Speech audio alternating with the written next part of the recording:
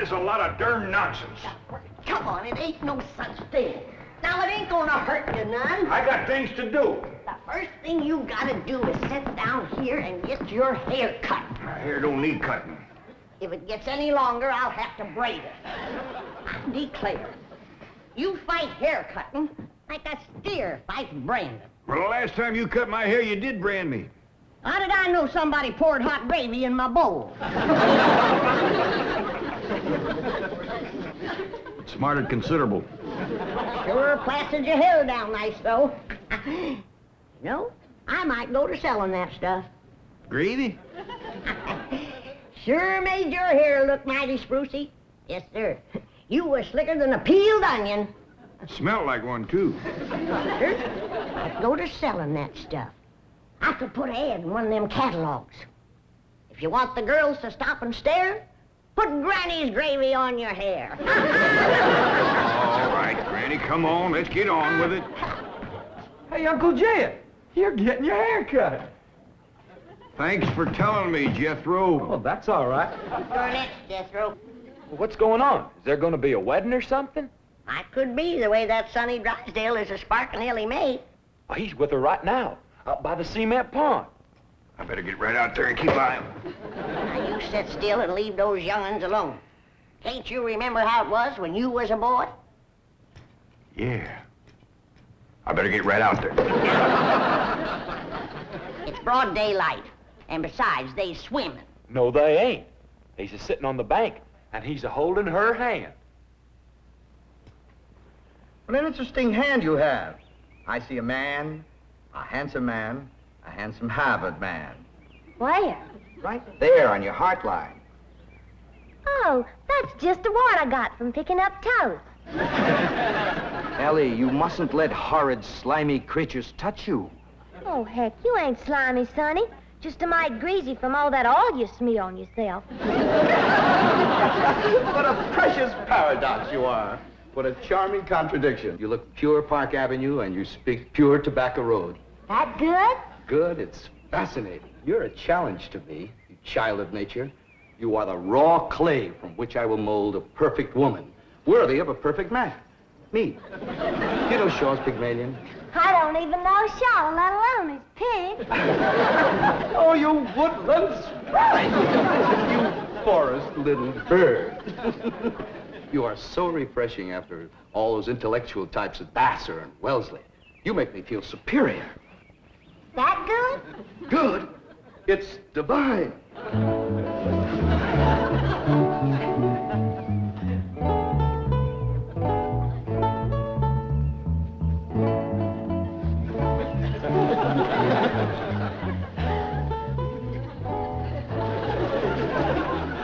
I am Caesar, and you are a fair-skinned captive, a barbarian slave. Shall I drag you through the streets of Rome behind my chariot? Or shall I throw you into the arena with my lions? No, Caesar has other plans for you, my little savage. You shall be my slave, yes, but only the invisible bonds of love shall make you my prisoner. Come, I shall strum upon my lyre and recite odes to your beauty. What say you to that, fair maiden? How speak you now to mighty Caesar? I declare, Sonny, you're more fun than a bucket of tadpoles.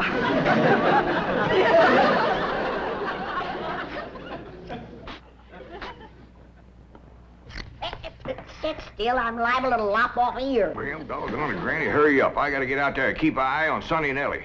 You want me to go out and see what they's up to, Uncle Jed? Now, you just sit still, the both of you. I'd expect Elly May to get a husband if you don't let the boy spark her. Well, Elly ain't never been learned about such things. Jed, sparking is like breathing.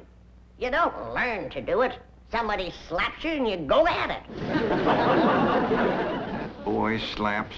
Now, I declare you're wigged and worse than a worm in a bait bucket. You want your daughter to be an old maid? Of course not. Next year she'll be too old to get a husband. She's almost 18. Ain't that old? Sure is. She done waited too long, Uncle Jed. Why, no boy wants to marry up with a middle-aged woman. Elly May can get herself a husband anytime she wants to. Why, she's the purtiest and... Now, don't get your old feathers riled up, you old rooster, you. Ellie May will be all right if you just leave her alone. Well, I ain't sure Sonny Drysdale's good enough for her. He's considerable older than she is. Well, don't worry about that, Uncle Jed. His family lives a heap longer than most folks. Yeah? Yeah. Sonny told me that there's been a member of his family living in Boston since 1632. Well, that rascal's over 300 years old. He was a greening you. Yeah, you sure swallowed a whopper. No, ma'am. Sonny's honest. Why, he's so honest, he has to have somebody do his lying for him. Do his lying for him? Yes, sir. Why, I heard him call through the hedge to Ellie. He says, I'm coming over to serenade you, and I'm gonna bring my liar. Veni, vidi, vici. The world lies conquered at my feet. And yet, I tremble at the nearness of this flaxen-haired barbarian. Could it be that the invincible Caesar is about to be vanquished? Not by the spears and arrows of the Gallic tribes, but by Cupid's dart? Yes, fair maiden, you have done what your fierce kinsman could not. You have brought mighty Caesar to his knees. Come, I will take you to my palace, and there compose odes to your beauty. See yon window. 'Tis the Emperor's suite. There I shall woo you. Mother! That's my room, and those are my binoculars. You're not supposed to spy on the Emperor. What are you trying to tell me, Sonny? Mumsy can see you, but she can't hear you.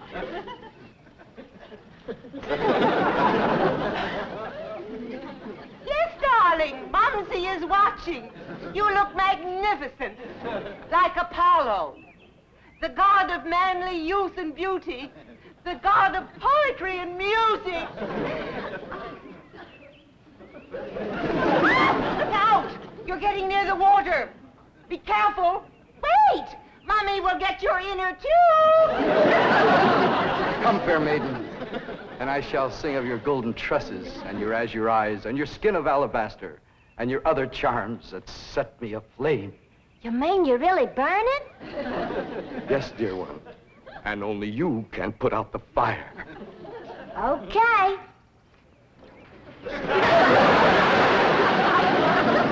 How's that, Sonny? You feel better now?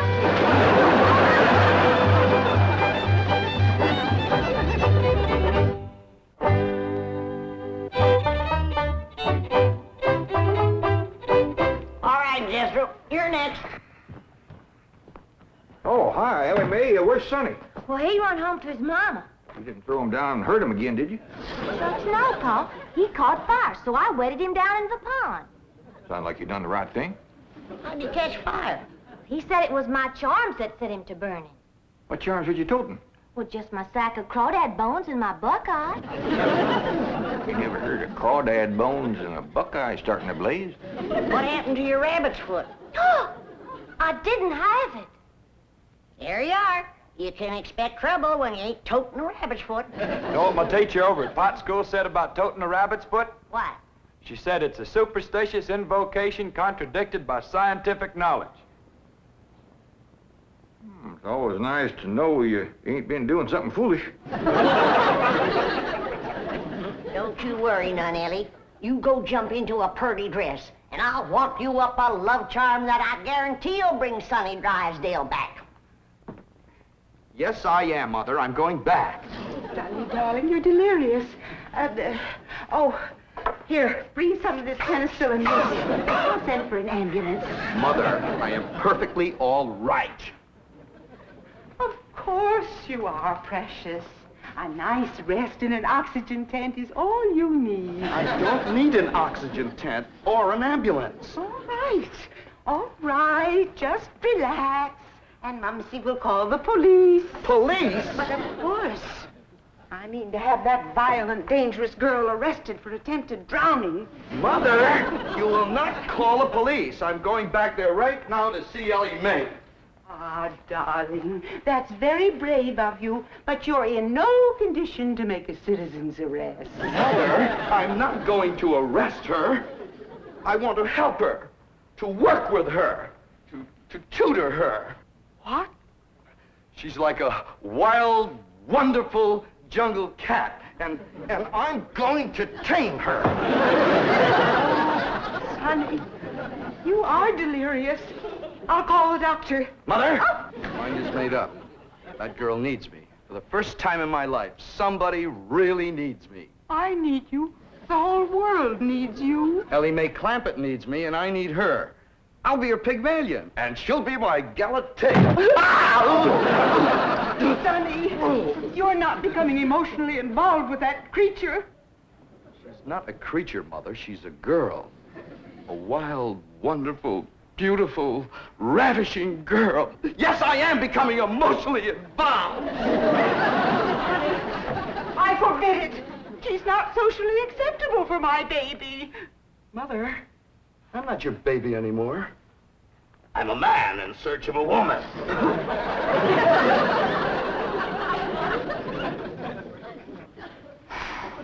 Where did he learn that language?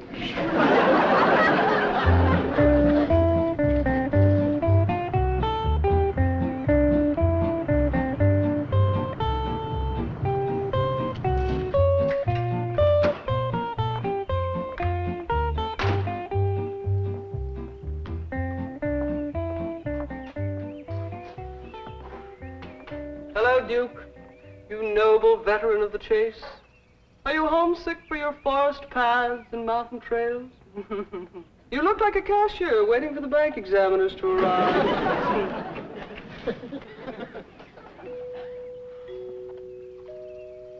You know, if you were a cashier, you could hide $1 million in here.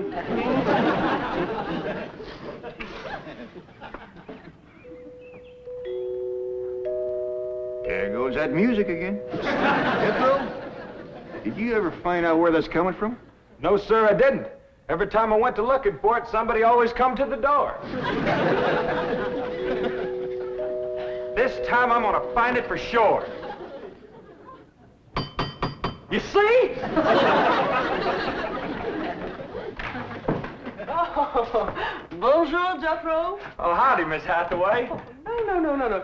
When I say bonjour, Jethro, you say bonjour, Mademoiselle Jane. Now say it. Bonjour, Mademoiselle Jane. Bonjour, Mademoiselle Jane. That's very good, except for the mwah sound. It must be soft. Mwah. What? No. Watch my lips closely. Mwah. Try that. What? Try it again. What? That's closer. Try again. What? Once more. What? Close in on her, Jethro. Oh, Mr. Clampett, I was attempting to teach Jethro to articulate the Gallic diphthong. No matter what fancy name you call it, he ain't very good at it. He'll learn. But now to the purpose of my visit. Is Sonny Drysdale here? No, but he will be. Granny's out in the kitchen whomping up a love charm for Ellie to give to him. She said it'll bring him on the run. Mr. Clampett, I am reluctant to disillusion you about so-called love charms, but they are mere superstitious invocations and have been proved to be completely ineffective. Granny sets great store by him, too.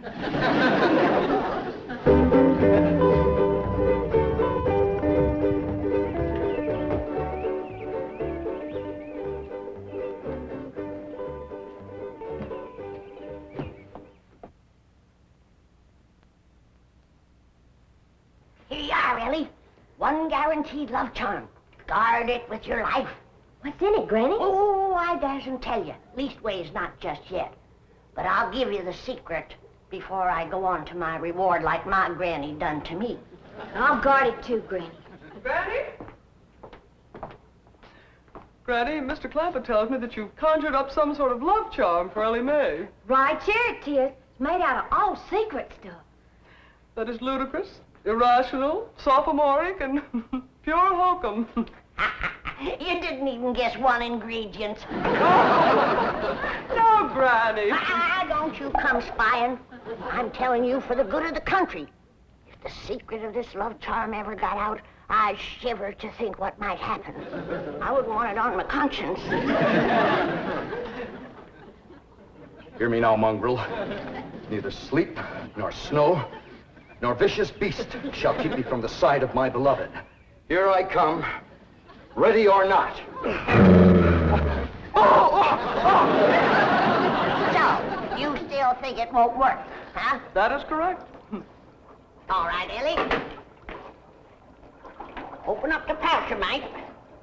Now, when I drop this starting powder in it, quick close it, press it to your heart, and say, darling, darling, my true love, come a-swooping like a dove.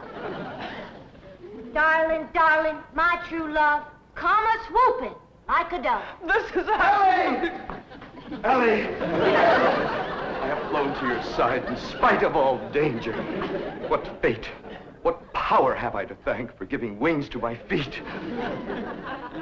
That little old charm maker, me.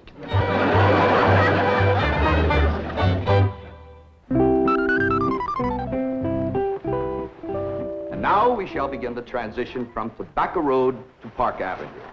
Now you watch me closely and I'll show you how to develop perfect posture and grace of movement. Ah, Kipling. Well, do you like Kipling? I don't know. I ain't never kippled. Oh, you are a challenge, you ravishing rustic, you child of nature. Now here, you try it. There we are. Now walk. Go. You'll have to try that again. Now sit down. Now watch me. We walk as though upon a cloud, and we glide with lissom grace. And as we walk, we always keep a smile upon our face. What's he doing? That there is something called Kipling. He's trying to burn it to Ellie. This is how you sit in a chair, smoothly and gracefully. There ain't no chair where he's a-sitting. I know. What do you reckon's wrong with that rascal? Appears to me he's about 2 bricks shy of a load. Turn old Duke loose so we can go in there and protect Ellie. Now we'll practice diction and intonation at the same time. How now, brown cow? How now, brown cow? What's he talking about? He thinks old Duke is a cow. You best fetch Granny. Appears to be she's threw too strong a charm on that boy.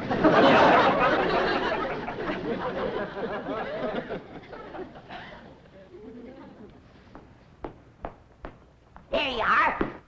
One guaranteed charmer. Now, you hold the bag while I sift in the starter. I know this is all a lot of absolutely ridiculous nonsense. Please hurry. Darling, darling, my true love, come a-swooping like a dove. I better open this door before he busts it in. Miss Jane! Here he is. Granny's love charm is too strong. Don't fight it. It's bigger than both of us. You circled on me. Granny, come quick. The love charm you throwed on Sonny Drysdale was too strong for him. Thank you, Granny. How now, brown cow? How now, brown cow?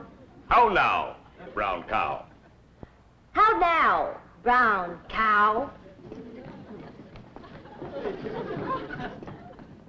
How's it going, Uncle Jed? Bad. Now he's got Ellie believing old Duke is a cow. Break the charm, Granny? I reckon so. I'll sprinkle him with some letting go powder. While you're at it, will you sprinkle some on Miss Jane? She's shutting off the blood to my arm. How now, brown cow? Secret powder, white as snow, make the charm of love let go.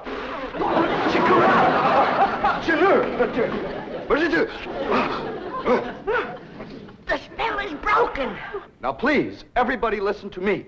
I must have complete quiet and concentration if I am to transform this bucolic beauty into a sophisticated debutante.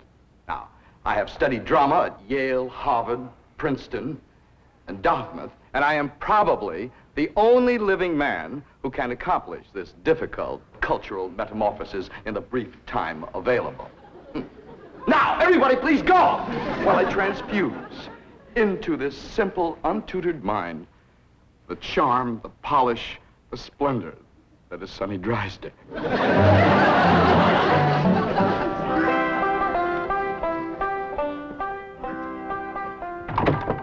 Jed? Hi, Granny. Is Ellie and Sonny still in that room alone? It was the last time I was listening, a couple hours ago. They was talking about the rain in Spain, a laying in the plain. Well, I guess they can't be up to no nonsense if they're talking about the weather. Doggies, I can't wait to see Ellie all polished up and talking like Sonny and Miss Jean. While you're waiting, I got something for you. What is it? A love charm. What in the Sam Hill I want with that? It ain't what you're wanting, it's what you're getting, a woman. And it's high time you got one, being a widower. Besides, the moon is right. That's why this stuff is working so high-fired powerful.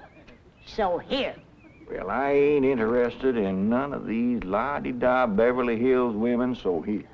Well, they're interested in you, so here. Who says? Jethro says. Jethro don't know nothing, so here. I reckon Jethro ought to know what's going on in his own school. Besides, I saw her making sheep's eyes at you, so here. You caught who making sheep's eyes at me? Mrs. Millicent Schuyler Potts, that's who. Oh, now. You did?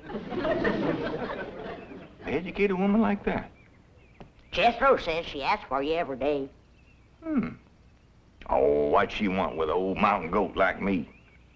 If I was to put a little starting powder in there, and you was to say the magic words, no woman could resist you. I don't hold with stuff like this. You're scared, ain't you? Oh, I ain't a scared. Then go ahead. I double dog dare you. Well, Open the pouch, you might. Now, well, this is just a lot of doggone nonsense. close it tight, clamp it to your heart, and say the words.